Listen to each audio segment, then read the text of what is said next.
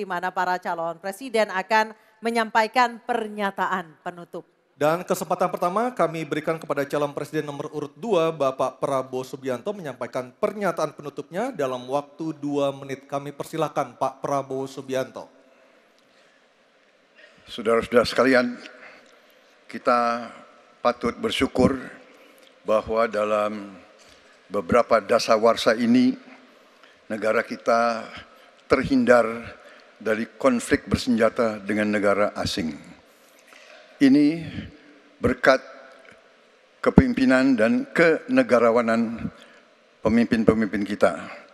Untuk itu, saya ucapkan terima kasih dan saya mengajak kita semua mengucapkan terima kasih kepada semua pemimpin dan presiden kita terdahulu.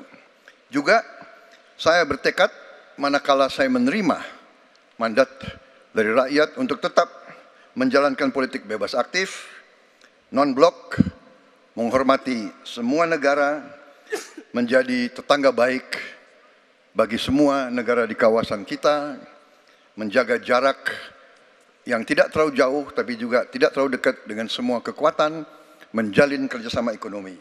Saya juga ucapkan terima kasih dan mengajak semuanya mengucapkan terima kasih kepada seluruh prajurit TNI dan Polri dan ASN di seluruh Indonesia yang telah bekerja keras untuk menjaga kita sehingga kita seperti sekarang siap untuk tinggal landas, siap untuk bangkit menjadi negara maju.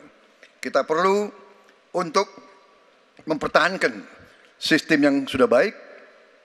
Saya akan teruskan TNI dan Polri tetap berada langsung di bawah kendali Presiden untuk mempercepat reaksi dan memperpendek rentang kendali dan rentang komando. Saya juga akan memperbaiki kesejahteraan dan kualitas hidup TNI, Polri, dan ASN secara signifikan. Saya mengajak semua bangsa bersatu, rukun, dengan kerukunan, dengan persatuan, kita akan jadi kuat. Waktu habis, terima kasih. Bapak Prabowo Subianto, terima kasih. Baik, selanjutnya kami berikan kesempatan. Baik, oke tenang dulu, tenang dulu.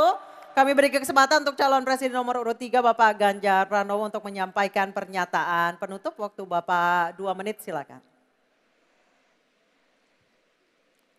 Terima kasih. Untuk mengakhiri ini tentu saja saya ingin membacakan kembali data, saya khawatir kita keliru. Kalau dari buku Himpunan RKKL 2019-2004, anggaran Kementerian Pertahanan 2019 107,158. 2020 127,358, 2021 136,996 triliun. Ada peningkatan. Maksud saya agar kita tidak keliru pada soal data. Dan capaian IMF kita dari data lakibnya Kemenko Polhukam yang dipublish secara terbuka, karena kami tidak bisa mendapatkan data dari Kemenhan secara terbuka, maka minimum essential force kita memang kemungkinan akan berat untuk bisa terpenuhi. Maka Bapak Ibu dalam konteks politik luar negeri kita, maka otonomi strategis menjadi begitu penting untuk meredefinisi dari politik kita yang bebas aktif. Duta besar cyber menjadi penting karena problem besar kita hari ini adalah pada dunia digital. Maka kita perlu duta besar ini untuk merespon perubahan-perubahan global yang ada. Duta besar krisis iklim kita perlukan, garda samudra sebagai strategi baru dari poros maritim dunia. 100% pesawat kita mesti siap tempur, alutsista kita mesti siap tempur, dan zero tolerance untuk kecelakaan pada alutsista kita. Kekuatan pertahanan Indonesia di angkatan cyber akan kita tingkatkan, dan anggaran pertahanan hingga 2% dari PDB. Keamanan mendorong pada profesionalisme kepolisian yang mau tidak mau harus kita lakukan. Badan Cyber Polri kita dorong sampai satuan baru di setiap Polda untuk TPPO, kekerasan terhadap perempuan dan anak. Tentu kesejahteraan prajurit dan keluarga menjadi begitu penting untuk mendapatkan perhatian. Dan beasiswa kuliah untuk anak prajurit dan bayangkara yang membutuhkan perlu kita lakukan. Indonesia Garda Samudra. We are Groot. Waktu habis Bapak Ganjar Pranowo. Oke, tenang dulu.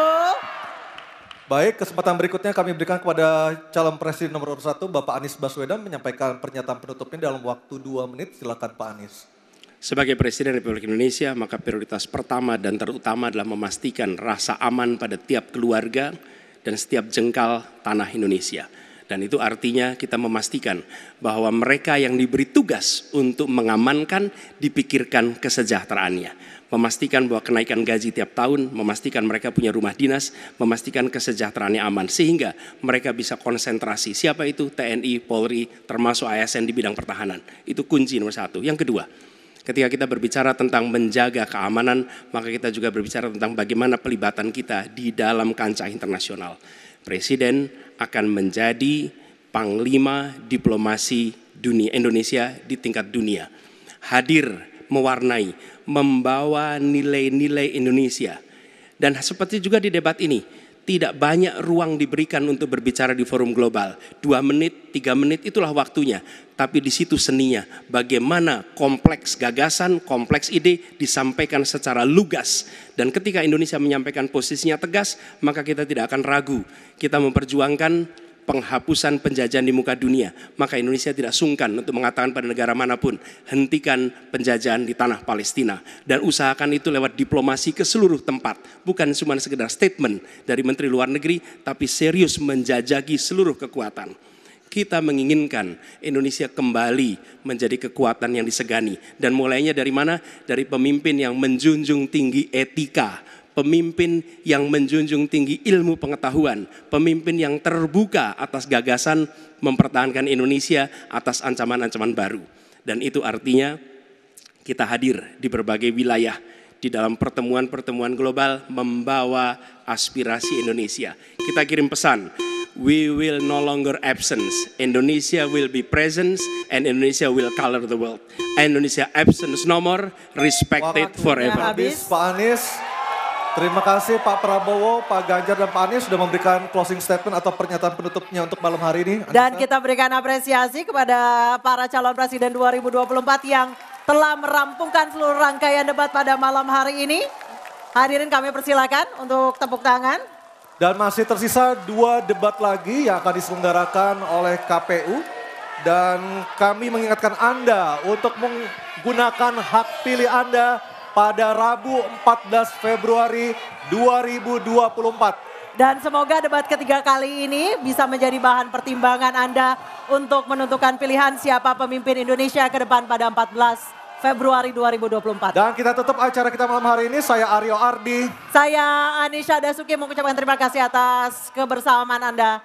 Sampai Selamat jumpa. malam. Selamat malam.